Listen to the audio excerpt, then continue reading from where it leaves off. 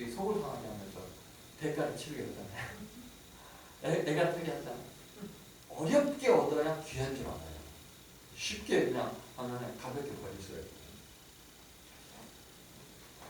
하나님께서 우리를 사랑할 수밖에 없는 이유가 뭐냐면요, 우리 하나를 구원하기 위해서 어마어마한 대가를 치르고 창조할 때부터도 구원할 계획을 세우시고 때가 돼서 그 외아들을 짐승이 우리에 태어나게 해서 짐승처럼 세상 죄를 구한 하나님 어린 양이나 소리를 들으면서 벌거 벗게 되었고 채찍에 온몸 살 떨어지고 남의 매달려서 죽임을 당하고 그리고 우리를 구원한 거예요. 나를 얻은 거예요. 내 생명을 얻게 주신 거예요. 그러면 창조할 때 내 작품이기 때문에 사랑하는 것보다 어마어마한 대가를 치렀기 때문에 더 사랑하는 거예요. 그러니까 절대 포기 못해요. 하나님은 우리를 포기할 수가 없어요. 왜? 자기 외아들 희생해서 구원했는데 그 대가를 헛되게 하겠냐고요. 그래서 창조론적인 사랑보다 구속론적인 사랑이 더 큰 거예요. 그래서 구속주의 사랑을 우리는 받고 있어요. 구속하신 주님이 나를 은밀적으로 사랑한다. 믿으시기 바랍니다. 세 번째 하나님을 사랑할 수밖에 없는 이유가 있는 것은 목적론적인 사랑이에요. 따라서 목적론적 사랑. 목적론적 사랑. 하나님이 세상을 이처럼 사랑하사 독생자를 주셨으니 이는 저를 믿는 자 멸망하지 않고 뭐예요? 영생을 얻으라. 영생이라는 것은 인간의 생명이 아니죠. 영생의 존재는 한 분이에요. 그죠? 하나님밖에 없어요. 근데 우리가 영생을 얻는다는 것은 하나님의 생명을 얻는 거고 우리가 하나님의 자녀가 되는 어마어마한 특권을 누리는 게 영생이에요. 하나님은 우리를 왜 그렇게 창조하셔서 고생하시고 구속하셔서 대가를 구원했냐면 하나님의 자녀 삼기 위해서요. 하나님의 아버지가 되기 위해서요. 창조주가 창조주로 머물지 않고 구속주가 되셔서 희생당하시고 그 목적이 뭐예요? 아버지가 우리 아버지가 돼요. 그래서 예수님이 주기도문 가르칠 때 하늘에 계신 뭐예요? 우리 아버지. 우리가 가면 하나님 우리 아버지라 그래요. 하나님 아버지라고 했다고 유대인들에게 돌에 맞아 죽을 뻔했죠. 예수님이. 있을 수 없는 일이죠. 근데 하나님은 우리에게 분명한 목적이 있는데 우리를 자녀 삼으려는 목적이 있는 거예요. 아버지의 사랑이 있는 거예요. 영생을 생명을 주려고. 부모는요 자식에 대한 사랑이 맹목적입니다. 내 자식이면 무조건 사랑합니다. 내가 낳았기 때문에 내 꿈이 있기 때문에. 그래서 저희 아버님이 저를 진짜 사랑하시죠. 제 아버님은 이제 평생 가난하게 사셨어요. 제 신촌의 연세대학교 앞에 보면 삼각빌딩이라고 그 로타리와 그 연세대학교 사이에 신촌역 쪽으로 가는데 보면 그 가운데 길 사이에서 삼각빌딩이 있어요. 거기에 저희 그 장로님의 건물이 저기 장로님 건물에서 청소부로 계단 청소하시는 평생을 사셨어요. 그래서 아버님이 이제 신촌 장로교에 다니시고 있었고 저는 이제 교육전사 나기 전까지 중학교 때부터 이제 거기 다녔어요. 그다음에 교육전사 앞으로 다른 교회를 다녔고 목교도 이제 목사하고 살아왔는데 그 교회에서 제 아버지의 존재는 아주 미미합니다. 존재 자체가 그림자 같아요. 전혀 의식을 하지 않는 누구도. 아버님은 늘 거의 청소하시고 지저분한 정리하시고 또 장로님 집사람도 앉아서 이제 식사하고 또 커피 마시고 커피 타다 주시고 조용히 또 치우시고 늘. 그런데 평생을 그 교회를 다니는데 대표 기도를 한 번도 새벽 기도회도 안 시켰어요. 존재가 의미가 없는 아무도 안아주지 않는 그런 분이시죠. 너무 착하시고 아주 청소를 깨끗하게 하시고 부지런히 하시고 그러신 분이세요. 근데 이제 제가 강남대 목회를 잘하고 있는데 여러분이 잘 알고 있는 최재형 국회의원이죠. 전 감사원 원장이고 그분이 이제 저 선배, 저도 이제 어렸을 때 그 교회를 다녔으니까. 그분이 저희가 강남대 목회를 잘하고 있는지 찾아오셨어요. 그분하고 이제 친구 강명 변호사하고 그래서 이제 담임목사 은퇴하니까 원래 목사 은퇴하니까 저보다 담임을 와달라는 거예요. 그리고 장로들을 구원하기 위해서 교인들하고 상의하고 같이 다 가기로 이렇게 했습니다. 제가 이제 가서 이제 설교를 하는데 1부부터 5부까지 설교를 해요. 실제 장학이 아시죠? 가까운 분에 1부부터 5부까지 설교를 하는데 한 노인이 1부부터 5부까지 예배를 다 드리는 거예요. 저는 돌아가시겠다는 생각이 들더라고요. 계속 예배를 드리니까 몇 달 동안 계속 그래서 제가 이제 가서 주일 예배 한 번만 드리시면 된다고요. 근데 너무 힘드신데 그러지 마시라고. 내 도라 좋아서 그런다고 그러신 거예요. 내 도가 좋아서 그런다. 아무리 나이가 많으셔도 담임 목사한테 내 도가 좋아서 그런다고 그러잖아. 그분이 우리 아버님이세요. 아버님은 아들이 담임 목사라서 설교하니까 너무 좋으신 거예요. 너무 행복한 거예요. 그러니까 1부부터 5부까지 예배들을 하나도 안 피곤하대. 너무 기분 좋으신 거예요. 근데 제가 담임 목사로 가니까 갑자기 우리 아버님의 위상이 달라졌어요. 34밖에 안 되는데 어디 가서 저 집에서 일을 하세요. 장로님들도 우리 목사님의 아버님이니까 사부라고 막 극진히 대해주시는 거예요. 갑자기 저희가 알았어요. 너무 행복해 하시죠. 나란히 누워서 서로 꼭 잡으시면서 그러시는 거예요. 내가 어쩌다 너 같은 아들 낳았어. 하나님이 어떻게 너 같은 아들 나한테 주셔가지고 너만 보면 행복하다. 그러시래요.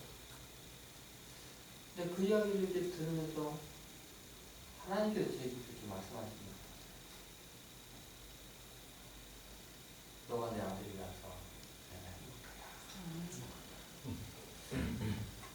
아버지는 내 자녀만 보면 행복한 거예요.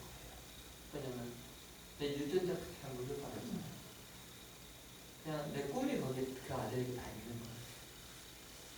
그 아버지의 마음, 자식을 말하는 아버지의 마음이 얼마나 애틋하고 사랑스러운지 하나님께서 나를 창조하시고 죄 지어서 죽을 뻔을 구원하시고 하나님께서 창조주가 나의 아버지가 되시니까 내가 너를 어느 날 너를 낳았다 그래서 우리에게 하나님의 자녀가 되는 권세를 주십시오. 요한복음 1장 12절에 하나님을 아버지라고 부르라고 이야기하십니다.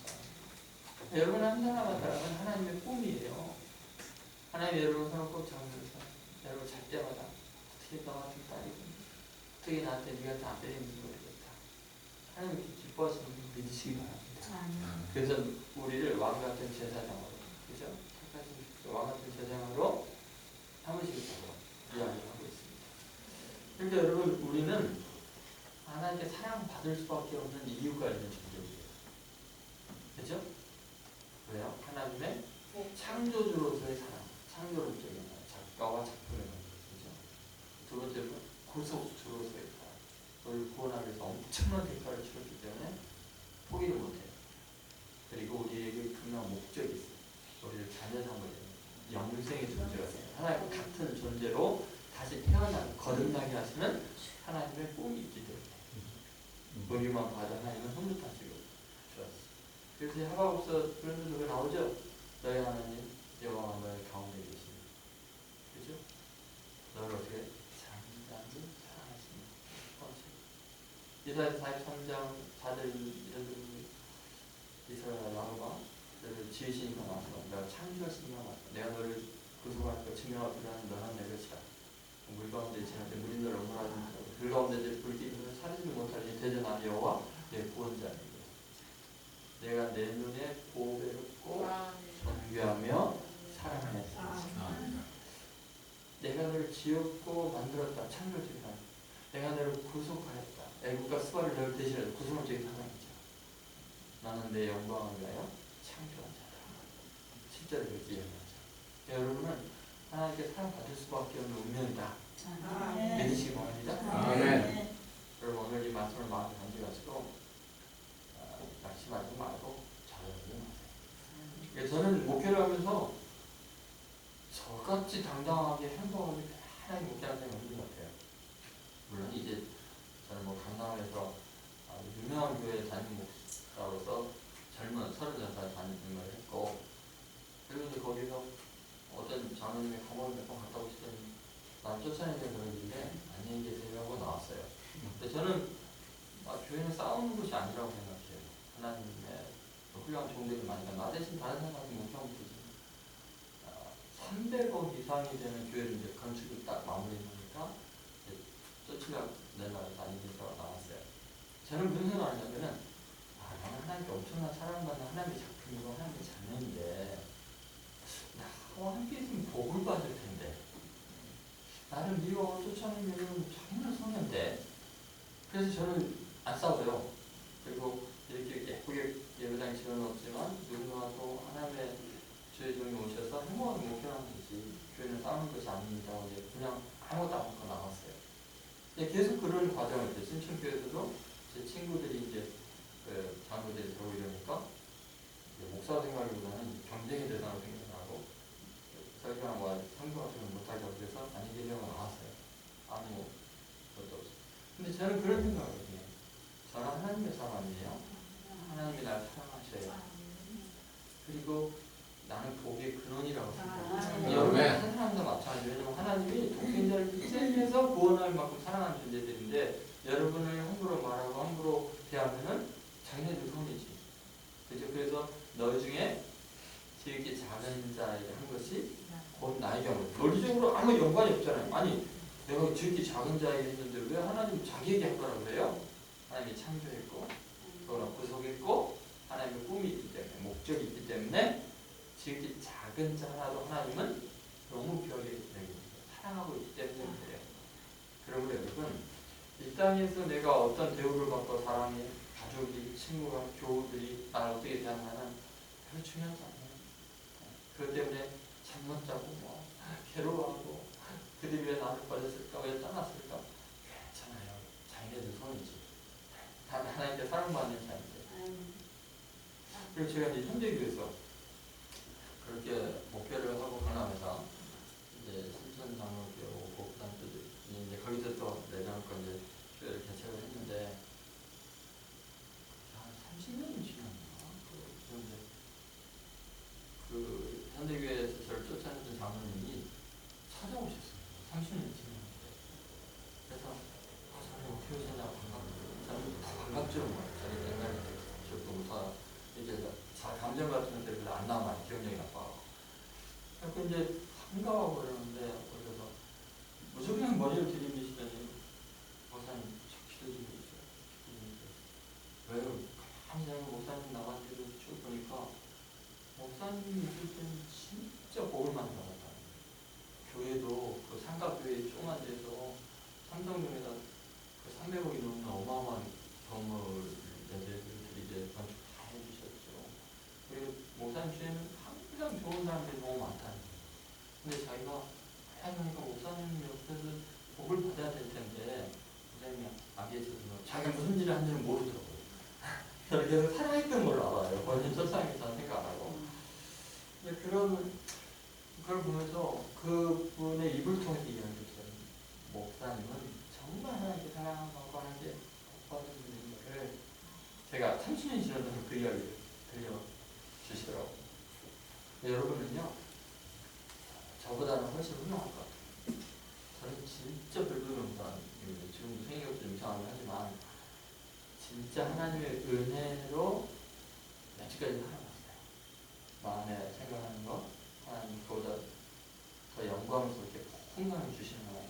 그래서 제가 모든 게 다 내려놔요. 다 줘요. 손해 보고 살아요. 그런데 하나도 손해 안 보게 몇 년 있다 보면 하나님이 어마어마하게 쏟아부어주시는데 하나님의 아버지 날 사랑하십니다. 그래서 저는 성경의 원칙대로 용서하고 베풀고 손해보고 희생하고 심판을 하나님께 맡기고 복을 빌면 하나님께서 만족하십니다. 항상 초월하시는 영광 그렇게 갚아주세요. 제가 시간 없을 때 다 제 이야기 잘 못하지만 하나님 말씀대로 사랑하고 용서하고 희생하면 반드시 하나님 영광을 해주시고 아멘. 자녀를 책임지신다는 믿으시기 바랍니다. 아멘. 하나님이 날 사랑하신다. 오늘 이 한 가지만 확실하게 믿으시기 바랍니다. 아멘. 전능하신 하나님, 역사의 주권자신 하나님, 생사하고 주관하신 하나님이 나를 이처럼 사랑한다. 할 수밖에 없는 운명이라면 뭐가 아쉽습니까? 이 땅에서 좀 가난하게 사는 게 어렵습니까? 절대 그렇지 않아요. 여러분들이 오늘부터요 무거운 짐들, 사람들한테 받은 상처들, 세상 비교의식 속에서 나를 이렇게 살까 이런 것들 다 내려놓으시고 몸이 건강하거나 아프거나 부자하거나 가난하게 살든 하나님이 예정한 때가 되면 난 호련히 변화될 거예요. 산사들이 부러워하는 존재가 돼요. 하나님이 날 너무나 사랑하는데 하나님이 사랑하는 세상 사람들이 나를 어찌하겠어요? 그게 무슨 의미가 있겠어요? 그렇잖아요? 여러분이 어마어마하게 아름다운 공주님이나 아니면 굉장한 뭐 세계적인 뭐 부자가 여러분을 사랑한다고 하는데 동네 아줌마가 막 괴롭힌다고 막 괴로워하고 잠못 자 그러겠어요? 아이고 안 됐다 내가 누군지 모르는구나 이런 건 말이지. 그럼 오늘부터요 이 하나님의 사랑에 대해서 확신을 가지시기 바랍니다. 아멘. 진짜 우리는 멋진 사람, 아멘. 건강한 행복한 아멘. 사람. 그럼 오늘부터 하나님의 운명적인 사랑, 그 사랑을 받으면서 하시고요. 걸어다닐 때도요 배경음악을 마음으로 읊으면서 걸어다닙니다. 영화의 한 장면 짜짜짜짜짜짜짜 하나님이 나를 사랑하시고 주목을 하시는데 나는 하나님의 걸작품인데 뭐가 아쉬워요? 그리고 꼭 이 사랑이라는 확신을 가지고 위대하게 사랑하는 여러분 되시길 주님으로 소망합니다. 아멘. 내일은 이제 이 본문을 가지고 그럼 하나님의 사랑을 어떻게 우리가 개인적으로 확실하게 느낄 수 있을까? 확진하는 방법이 뭘까? 그리고 멸망하지 않고 영생을 얻는 이 영생의 삶이라는 게 얼마나 놀라운 것이고 어떤 의미가 있는지 그거에 대해서 이어서 또 말씀을 나누도록 하겠습니다. 잠깐 기도합시다. 저는 하나님 앞에 결단의 기도를 하시기 바랍니다. 여러분 한 사람 한 사람